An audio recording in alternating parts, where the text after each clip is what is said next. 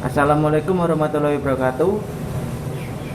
Saya dari kelompok 4 akan mempresentasikan hasil diskusi kami yang beranggotakan saya Ramadan Krisna Wibowo, Koni Sekar Intan Permatasari, Arizal Lazuardi Dewan Daru. Siklus proses produksi barang dan jasa. Pengertian dari proses produksi barang dan jasa adalah usaha untuk mengubah sesuatu barang menjadi barang lainnya, atau usaha untuk mewujudkan suatu jasa. Kegiatan memproduksi dikelola oleh bagian Departemen Produksi dan Operasi. Di samping itu diperlukan pula bahan mentah atau barang setengah jadi untuk ditransformasikan menjadi barang lain. Menghasilkan jasa juga memerlukan bahan mentah. Contohnya alat pengangkutan seperti bus, taksi, kapal terbang, dan kereta api. 2. Tujuan proses produksi barang dan jasa. Meningkatkan efisiensi. Meningkatkan efisiensi merupakan hubungan antar input dan bahan baku dengan output atau produk. Jika perusahaan dapat menghasilkan barang atau jasa yang lebih banyak sementara nilai bahan baku tetap, maka dikatakan efisiensi telah ditingkatkan. B. Meningkatkan produktivitas. Produktivitas merupakan ukuran detail atau rincian mengenai efisiensi data perubahan waktu ke waktu. Produktivitas merupakan perbandingan antara seluruh produk, barang atau jasa yang dihasilkan pada waktu tertentu dibagi dengan banyaknya jam kerja yang dibutuhkan untuk menghasilkan output tersebut. C. Meningkatkan kuantitas.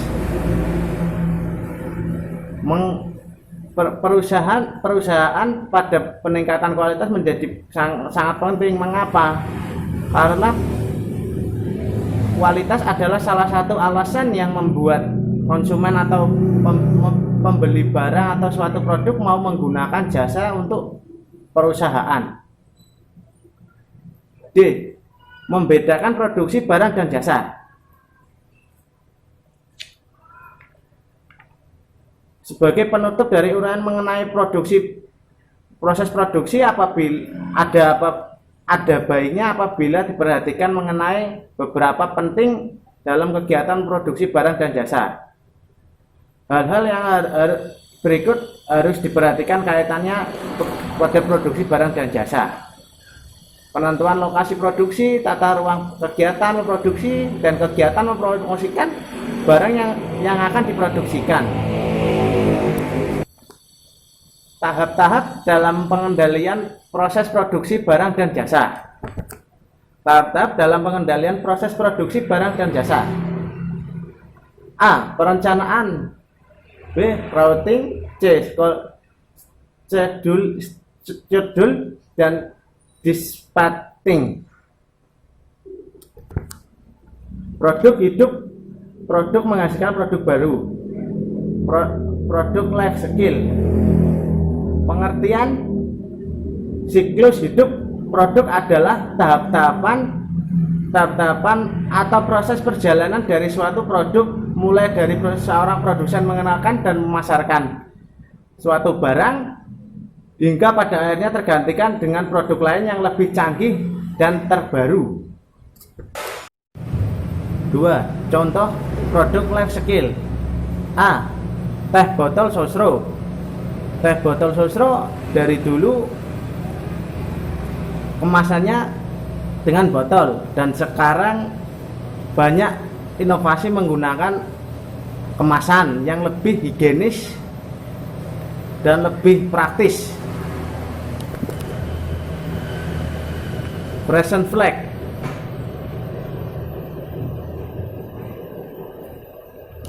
Frozen Flag adalah perusahaan yang menghasilkan susu Dari dulu mungkin Frozen Flag hanya satu varian saja, dan sekarang lebih berbenah, sudah banyak beberapa varian yang lebih baik lagi. C. Pepsodent. Dari dulu Pepsodent adalah merek pasta gigi. Saingan Pepsodent banyak sekali seperti Ciptadent dan lain-lain, sehingga penjualan produk mereka menurun. Dan gimana caranya agar Pepsodent itu kembali eksis? Ya akan produk diciptakanlah beberapa varian seperti herbal, white note, sensitif, dan masih banyak lagi yang lainnya. Konsep produk life cycle. A. Tahap perkenalan, yaitu tahap di mana sebuah produksi mulai meluncurkan atau mengenalkan produk kepada masyarakat. Produk perkembangan, yaitu tahap di mana produk itu dikenal dan digunakan oleh masyarakat.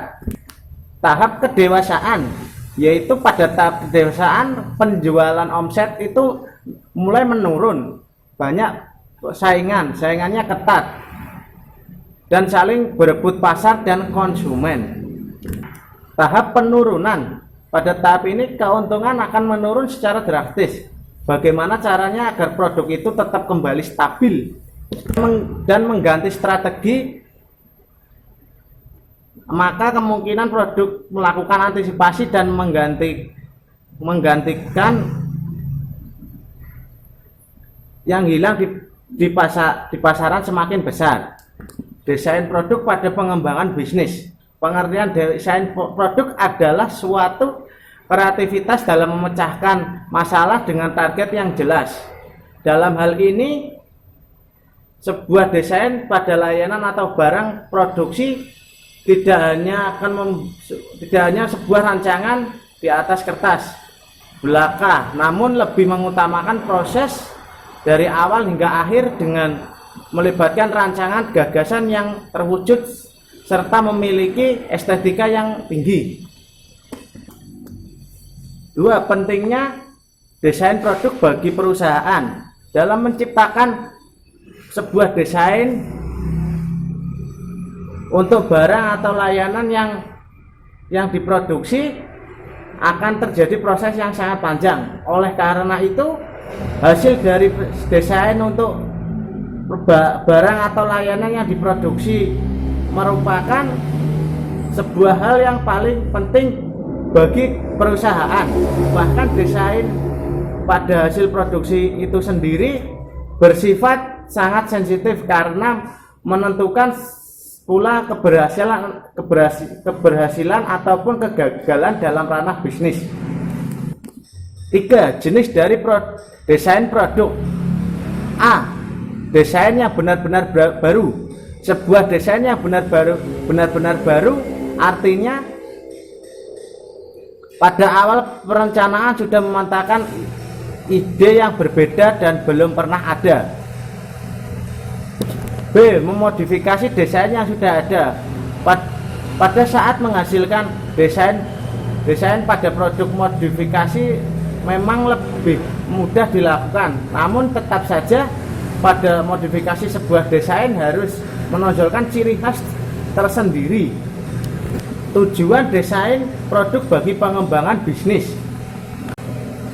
Adanya hasil produk berkualitas yang memiliki nilai jual tinggi.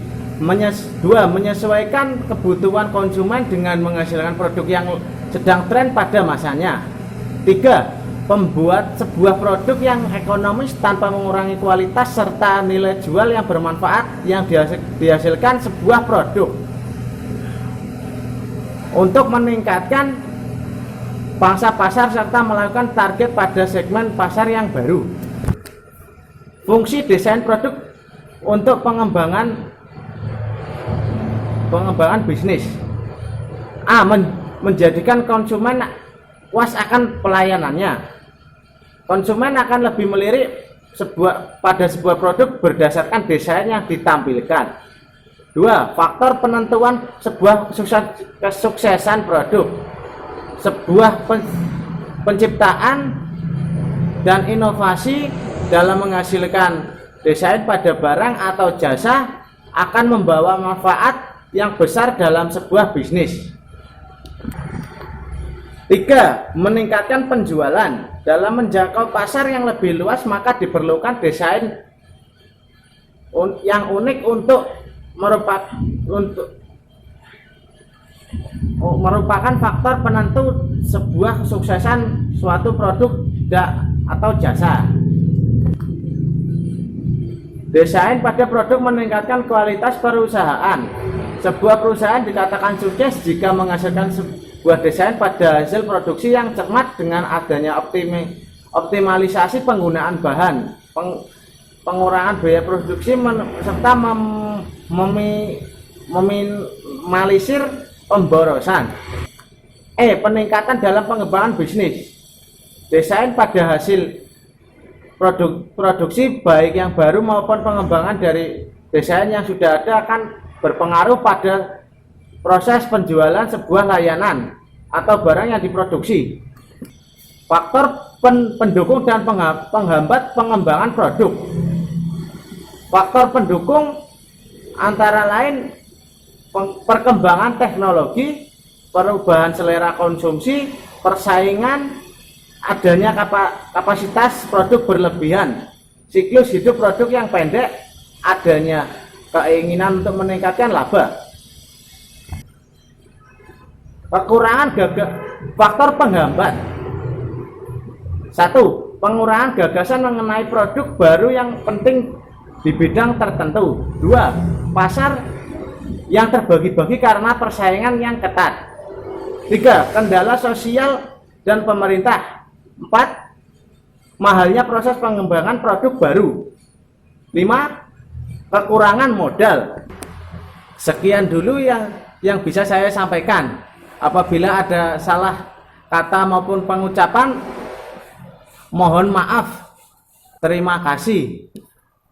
Waalaikumsalam warahmatullahi wabarakatuh.